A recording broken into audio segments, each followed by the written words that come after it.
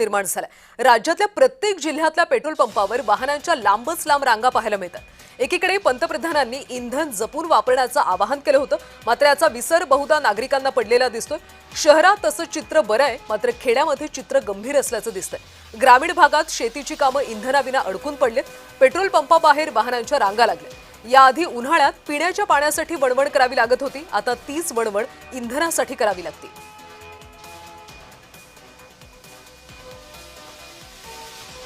राज्यातल्या अनेक जिल्ह्यांमध्ये सध्या इंधन टंचाई पाहायला मिळते, त्यामुळे पेट्रोल पंपाच्या बाहेर वाहनधारकांच्या रांगा लागल्याचं चित्र पाहायला मिळते। कडक उन्हामध्ये वाहनधारक शेतकरी इंधनासाठी रांगा लावल्याचं पाहायला मिळतं।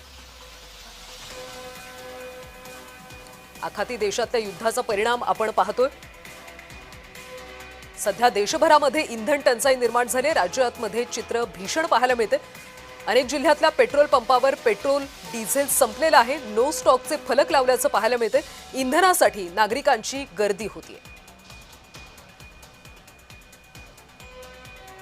त्यामुळे ही परिस्थिती आता नेमकी कधी सुधारणार हे पाहणं महत्त्वाचं आहे।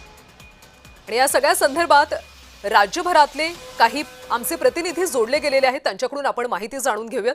हिंगोलीमधून श्रीधर वाळवंटे, बुलढाण्यामधून प्रफुल्ल खंदारे आणि बारामतीमधून नवनाथ बोरकर हे आमचे प्रतिनिधी सध्या आपल्यासोबत जोडले गेलेले आहेत।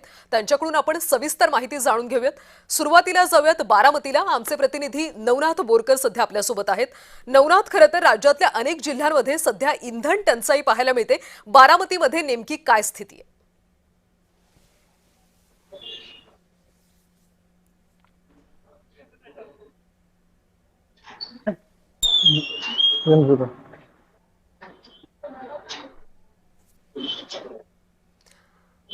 तर बारामतीमधली इंधन टंचाईची स्थिती जाणून घेऊयात आमचे प्रतिनिधी नवनाथ बोरकर यांच्याकडून। नवनाथ, काय अधिकची माहिती द्या?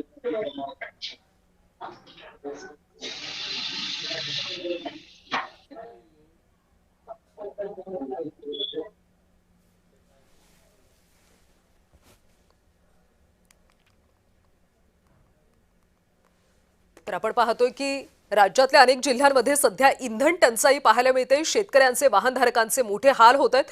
खरं तर शेती मशागतीची अनेक कामं सध्या या इंधन टंचाईमुळे अडकून पडल्याचं पाहायला मिळतंय। आणि हिंगोलीतली इंधन टंचाईची परिस्थिती आपण जाणून घेऊयात। आमचे प्रतिनिधी श्रीधर वाळवंटे आपल्यासोबत आहेत। श्रीधर, खरं तर पेट्रोल पंपाच्या बाहेर वाहनधारकांच्या रांगा लागल्याचं पाहायला मिळते आणि मोठा फटका शेतकऱ्यांना बसतोय, कारण शेती मशागतीची कामं नेमकी कशी करायची असा प्रश्न आता शेतकऱ्यांना पडलाय। नक्कीच आखाती देशामधील युद्धजन्य परिस्थिती निर्माण झाल्यावर संपूर्ण देशभरातील पेट्रोल आणि डिझेलचा मोठा तुटवडा देखील मोठा निर्माण झाला होता।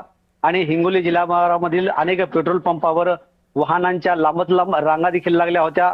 यामध्ये अनेक भाडे देखील शेतकरी घेऊन येत होते आणि त्याच्या मोठा रांगा लागत होत्या आणि डिझेल मिळत नसल्याने अनेक भागांमधील शेतकरी जे आहे ते तीव्र संताप व्यक्त करत होते, कारण पाऊस पडण्या अगोदर शेतीचे कामं जे आहेत ते पूर्ण या ट्रॅक्टरच्या सहाय्याने देखील करण्यात येत असते।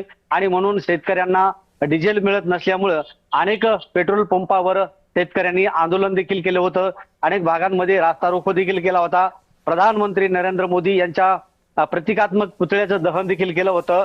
यावरून हिंगोली जिल्ह्याचे जिल्हाधिकारी यांनी एक आदेश काढलेले आहेत।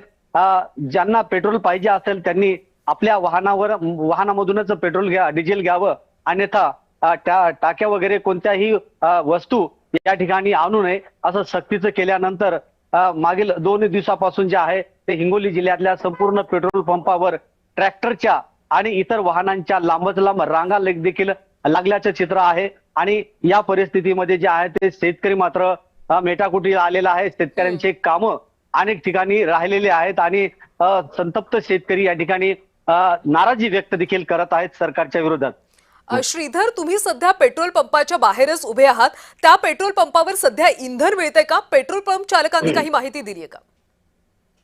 या पेट्रोल पंपावर सध्या जे नायरा पेट्रोल पंप आहे, हिंगोलीच्या वसमत शहरातील नायरा पेट्रोल पंपावर माझ्या पाठीमागे जो पेट्रोल पंप आहे त्याच्यावर डिझेल मिळणार नाही असा बोर्ड देखील लिहिलेला आहे।